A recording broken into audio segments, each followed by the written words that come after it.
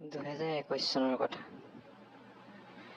মই তেতিয়া কৰ্মসূত্ৰে এটা বছৰৰ কাৰণে শিৱসাগৰত আছিলোঁ। তেতিয়া মোৰ ভাড়া ৰুমৰ কাষতে দাদা এজনৰ এটা পৰিয়াল আছিলে। বিয়া হোৱা মাত্ৰ 2 বছৰমান হৈছে সিহঁতৰ। দাদাজন এজন গাড়ী চালক। সি ভাড়ালৈ বাহিৰলৈ গ'লে কেইবাদিনলৈকে ঘৰলৈ ঘূৰি নাহে। প্ৰথম অৱস্থাত সিহঁতৰ লগত ইমান কথা বতৰা হোৱা নাছিল। নতুন ঠাই, নতুন মানুহ। সেয়ে নিজৰ কামৰ মাজতে ব্যস্ত আছিল। এনেকৈ অলপ দিন পাৰ হ'ল। মাজতে সিহঁতৰ ঘৰৰ কিবা এটা অনুষ্ঠানত মোক ভাতৰ নিমন্ত্ৰণ দিলে। মই ওচৰ চুবুৰীয়া হিচাপে নিমন্ত্ৰণ ৰক্ষা কৰিলোঁ আৰু সেইদিনাৰ পিছৰ পৰা আমাৰ মাজত সম্পৰ্ক ঘনিষ্ঠ হ'ল।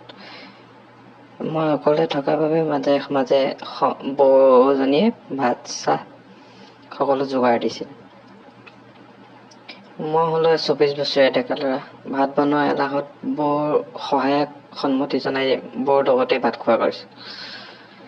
এদিন দাদাৰ দূৰৈৰ ভাড়া এটা লৈ যোৱাৰ বাবে বৌজনীয়ে মোক বজাৰ কৰি আনিব ক'লে আৰু হোৱাটছএপত মোক বজাৰৰ লিষ্টখন শ্বেয়াৰ কৰিবৰ কাৰণে হোৱাটছএপ নম্বৰটো বিচাৰিলে। আৰু সেইদিনাখনৰ পৰা মাজে মাজে আমি হোৱাটছএপতো কথা পাতিছিলোঁ। দাদাৰ বৌজনী বহুত ধুনীয়া। 21 বছৰীয়া এজনী সৰু ছোৱালী। বৌক দেখিলে মোৰ মাজে মাজে চুদা কথা মনত আহে। মই ভাবি ভাবি হাত মাৰোঁ। কিন্তু এদিন মদৰ নিচাত দাদাৰ ঘৰত নথকাৰ সময়ত বৌক কিছ এটা বিচাৰিছে। তাই মোক ক'লে, পাগল হৈছা নেকি? মই বিয়া হৈছোঁ, এনেকুৱা কথা ক'লে দাদাক কৈ দিম। মই ক'লোঁ, কিন্তু বৌৰ কথাত গুৰুত্ব অলপো নিদিলোঁ। বাৰে বাৰে বিচাৰি থাকিলোঁ। তাই দাদাক ক'ম বুলি ক'লে যদিও মোক কিন্তু বেয়াকৈ একো কোৱা নাছিল।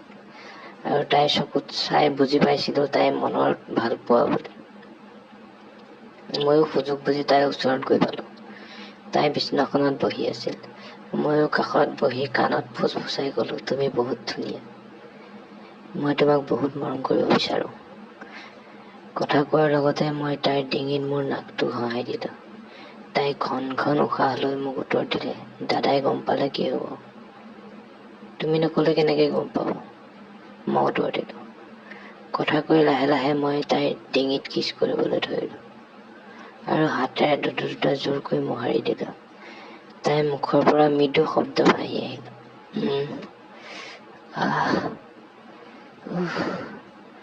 মই দেৰি নকৰি মেখেলাখন দাঙি দিলোঁ। বৌজনীয়ে পেন্টি পিন্ধা নাছিল।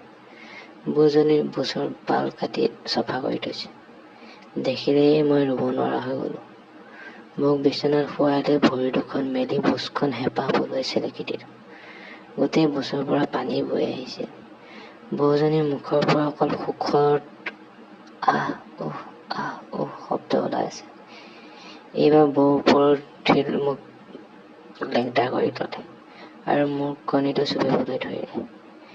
তাই ললিপপ খোৱা নিচিনাকৈ মোক কণীটো চুপি দিলে, হাত মাৰি দিলে। মাজে মাজে গুটি দুটালৈকে মুখত কণীটো সোমোৱাই অক কৰে আৰু উলিয়াই। বহুত মজা লাগিছিল মোৰ সেইদিনা। তাৰপিছত বৌ মোৰ ওচৰত উঠি জোৰকৈ সাৱটি হৈ চুটি থাকিলে। সেইদিনা আমি চুদাচুদি কৰি গোটেই ৰাতি পাৰ কৰি দিলোঁ আৰু সেইদিনাৰ পৰা দাদা নথকা সুযোগ লৈ যেতিয়াই মন যায় আমি তেতিয়াই দুটাই চুদাচুদি কৰোঁ। ছেক্স কৰি কৰি বৌৰ লগত ইমান মজা লাগে যে আপোনালোকক মই কথাৰে বুজাব নোৱাৰিম।